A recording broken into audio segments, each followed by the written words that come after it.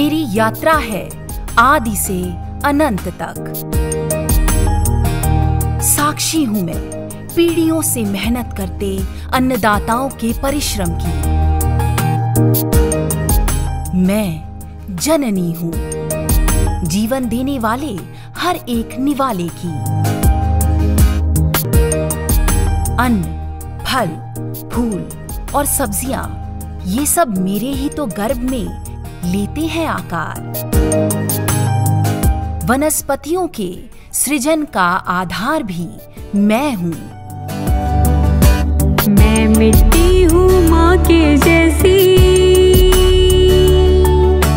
मैं मिट्टी हूँ माँ के जैसी, तुम सबको भोजन देती हूँ। भूख तुम्हारी हरने को सब दुख खुद से लेती हूँ।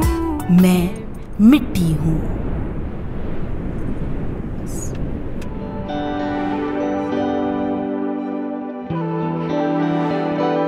अन्न, औषधि, कपड़ा, ईंधन, आप तो बस गिनते जाइए। जीवन के लिए जरूरी तमाम चीजों की उत्पत्ति या सृजन का आधार मिट्टी ही है।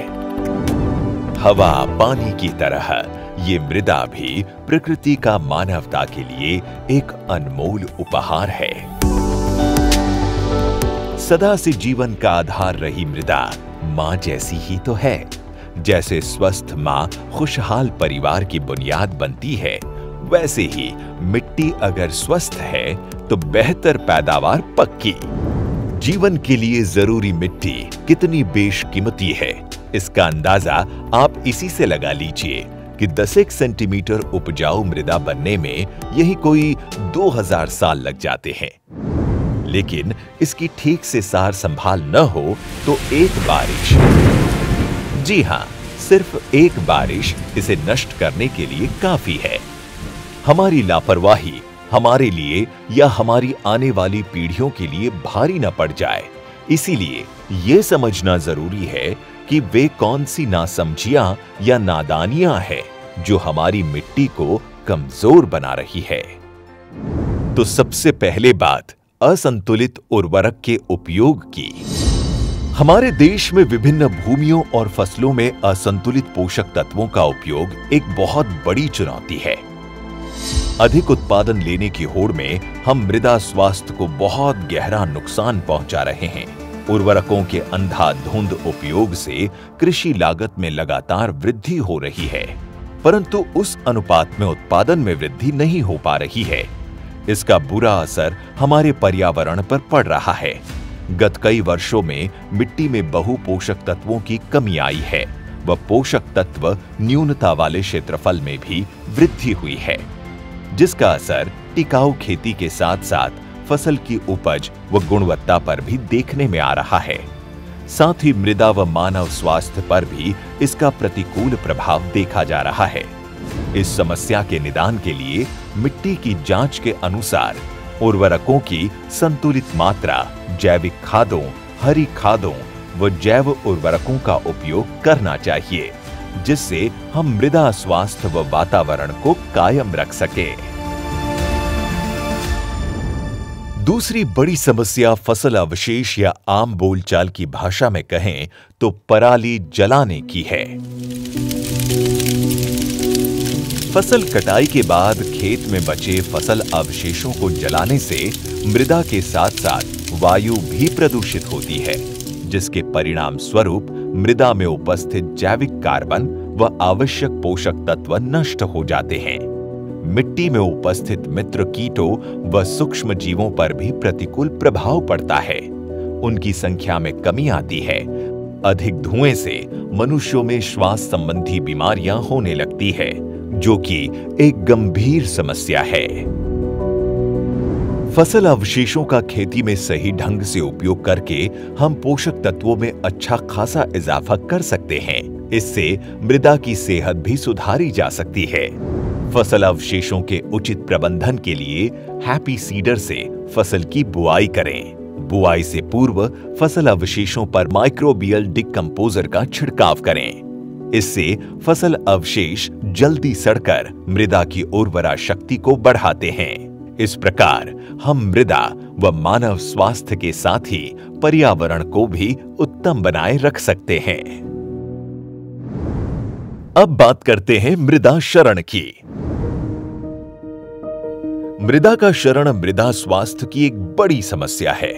मृदा क्षरण के कारण भूमि की उर्वरा शक्ति एवं उत्पादन क्षमता घट जाती है, जो देश की अर्थव्यवस्था को कमजोर करती है। मृदा क्षरण अत्यधिक वर्षा व तीव्र हवाओं से होता है। इस वजह से मिट्टी की उपजाऊ परत बहकर नदी, तालाब व समुद्र में समाहित हो जाती है, जिससे शैवालों की अत्यधिक वृद्धि होती है। इसका बुरा असर जलीय जीवों पर पड़ता है। जल में ऑक्सीजन की कमी होने से जलीय जीवों की मृत्यु हो जाती है। इस समस्या को रोकने के लिए हमें खेतों में मेड़बंदी करनी चाहिए। खेतों को खाली नहीं छोड़ना चाहिए। असमतल भूमियों में कंटूर कल्टीवेशन, स्ट्रिप क्रॉपिंग व सीढ़ी नुमा खेती करना चाहिए। वायु क्षरण को रोकने के लिए वायु अवरोधक वृक्ष लगाने चाहिए और खेतों के किनारे मेड़ों पर वृक्ष लगाएं। खेत का पानी खेत में, हर खेत पर मेड़ और हर मेड़ पर पेड़ इस समस्या का निदान है। एकल फसल प्रणाली भी उपजाऊ मिट्टी की दुश्मन है। फसल विविधता के बिना निरंतर धान एवं गेहूं की खेती करने से मिट्टी में विभिन्न पोषक तत्वों की कमी हो जाती है। इससे किसानों को रासायनिक उर्वरकों और कीटनाशकों पर निर्भर होना पड़ता है। एक ही भूमि या खेत में वर्ष दर वर्ष एक ही प्रकार की फसल उगाने से कीट और रोगों के प्रकोप की आशंका बढ़ जाती है। इससे निजात पाने के लिए हमें ऐसी फसल प्रणाली अपनानी चाहिए जिससे जमीन की उर्वरा शक्ति बनी रहे और कीट व रोगों की समस्या न हो। इसके लिए आवश्यक है कि हम एकल फसल प्रणाली जैसे धान एवं गेहूं को न अपनाकर उपज क्षमता के अनुरूप उथली जड़ वाली फसलों के बाद गहरी जड़ों वाली फसलें जैसे दलहनी फसलें, हरी खाद आदि को फसल चक्र में शामिल करें। यदि हम ऐसा फसल चक्र अपनाते हैं तो भूमि की उर्वरा शक्ति सदैव के लिए बनी रहेगी। चलिए अब समझते हैं कुछ तकनीकी बारीकियों के बारे में। मोटे तौर पर समस्याग्रस्त भूमि को 3 तरह की भूमि में बांट सकते हैं: अम्लीय, क्षारीय और लवणीय। पहले बात करते हैं अम्लीय भूमि की। हमारे देश में भूमि का एक बड़ा भाग अम्ल की समस्या से ग्रसित है। ऐसी भूमि का पीएच मान 6.5 से कम होता है। इन क्षेत्रों में उगाई जाने वाली फसलों की उपज अम्लता के कारण कम होती है। इसके सुधार के लिए मिट्टी की जांच के अनुसार चूने का प्रयोग करें, क्षारीय उर्वरकों का प्रयोग करें व अम्लरोधी फसलें जैसे आलू, गोभी, मूंगफली, मक्का आदि उगाएं। अब समझिए लवणीय भूमि का समीकरण।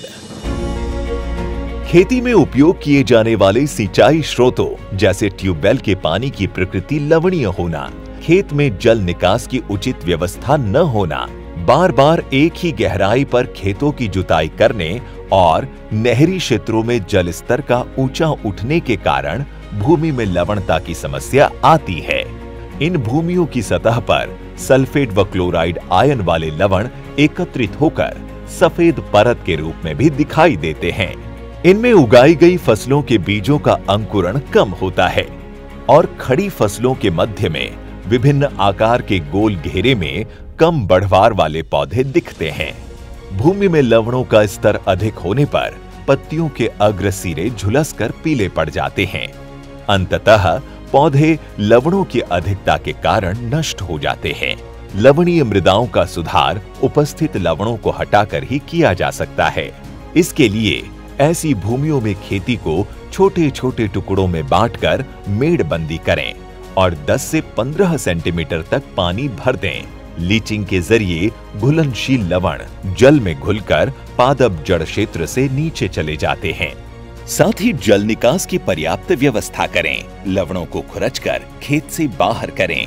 खेतों की गहरी जुताई करें व लवण रोधी फसलें जैसे जौ, गेहूं, सरसों, बाजरा, कपास आदि उगाएं। क्षारीय भूमि। इन भूमियों को ऊसर भूमि भी कहा जाता है। इनका निर्माण प्रायः शुष्क, अर्ध शुष्क व अपर्याप्त जल निकास वाले क्षेत्रों में होता है। इन मृदाओं में सिंचाई देने या वर्षा के बाद उनके निचले भागों में जल भराव की स्थिति रहती है। पानी के सूखने पर 1 से 2 सेंटीमीटर तक चौड़ी दरारें पड़ जाती हैं। इन भूमियों का पीएच मान 8.5 से अधिक होता है, जिसके कारण उनमें उपस्थित जैव तत्व मृदा जल में घुलकर कुछ समय बाद वाष्पन द्वारा भूमि की सतह पर जमा होने लगते हैं। इससे भूमि की सतह चिकनी व काले रंग की होने लगती है। क्षारीय भूमियों की भौतिक दशा बहुत ही खराब होती है। इससे उपजाऊ व उर्वरा शक्ति का ह्रास हो जाता है। इन भूमियों के सुधार के लिए मिट्टी की जांच के अनुसार जिप्सम व सल्फर युक्त उर्वरकों का प्रयोग करें। समस्याएं कुछ और भी है, मसलन जल भराव की समस्या। जल निकास की उचित व्यवस्था न होने से देश में वर्षा के बाद जो निचले क्षेत्र हैं, उनमें जल भराव की समस्या एक आम बात है। नहरों के किनारे वाले खेतों में भी ये समस्या देखी जाती है। इन क्षेत्रों में भूजल स्तर बढ़ जाता है और नहरी इलाकों में लवण की समस्या पैदा हो जाती है। इसके कारण मृदा में वायु संचार की कमी आ जाती है और इसका दुष्प्रभाव मृदा और पौधों की वृद्धि व विकास पर पड़ता है। इस समस्या से निजात पाने के लिए सतही या जमीन के अंदर उचित जल निकास की व्यवस्था करें या धान जैसी फसलें उगाएं जो जल की अधिकता को सहन कर सकें। भूमि का समतलीकरण करें ताकि अतिरिक्त पानी का जमाव नहीं हो और प्राकृतिक जल निकास शीघ्र हो जाए। अपशिष्ट जल का सिंचाई के रूप में प्रयोग। उद्योगों व शहरों से निष्कासित अपशिष्ट जल के जरिए कृषि योग्य भूमि पर सिंचाई करने से मृदा स्वास्थ्य पर बुरा असर पड़ता है। प्रायः किसान अपशिष्ट जल को शहरों के नजदीक सब्जियां उगाने में उपयोग करते हैं। इससे मृदा में अनेक प्रकार की भारी धातुओं जैसे शीशा, क्रोमियम, कैडमियम व आर्सेनिक आदि का समावेश होता है। इन भारी धातुओं का स्तर अधिक होने पर आवश्यक पोषक तत्व के अवशोषण के साथ साथ मृदा में क्षारीयता की समस्या पैदा होती है। साथ ही भूमि की उर्वरा शक्ति क्षीण होने का खतरा भी बना रहता है। ये भारी धातु न केवल मृदा स्वास्थ्य व फसल उत्पादन क्षमता को प्रभावित करते हैं, साथ ही मनुष्यों में भी अनेक प्रकार के रोग पैदा करते हैं। अतः विभिन्न उद्योगों इकाइयों को ये सुनिश्चित करना चाहिए कि इस तरह के अपशिष्ट जल को विसर्जित करने से पहले उसे सही ढंग से साफ और शुद्ध करें। तो भैया कुल जमा बात ये समझो कि अगर अपने परिवार और अपने आने वाली पीढ़ियों का ख्याल रखना है तो मिट्टी की जांच के आधार पर संतुलित उर्वरक का उपयोग करें, फसल अवशेष न जलाएं, फसल चक्र अपनाएं और हर खेत पर मेड़ और हर मेड़ पर पेड़ लगाएं। इससे मिट्टी का रंग रूप, सांचा ढांचा सब दुरुस्त रहेगा और वो हर तरह की फसल लेने के योग्य बनी रहेगी। मिट्टी माँ को सेहतमंद रखने के लिए वक्त रहते चेतने की जरूरत है। अगर इसकी अनदेखी की तो हम तो इसका खामियाजा भुगतेंगे ही। आने वाली पीढ़ियों के लिए भी ये भूल भारी पड़ेगी। सेहतमंद रहूंगी तो सबकी भूख हरूंगी मैं। माँ हूँ आंखें ममता से तुम सबका ध्यान रखूंगी मैं। मैं मिट्टी हूँ माँ के जैसी, तुम सबको भोजन देती हूँ। भूख तुम्हारी हरने को सब दुख खुद से लेती हूँ। मैं मिट्टी हूँ माँ के जैसी। 100 बात की एक बात, मिट्टी है तो जीवन है।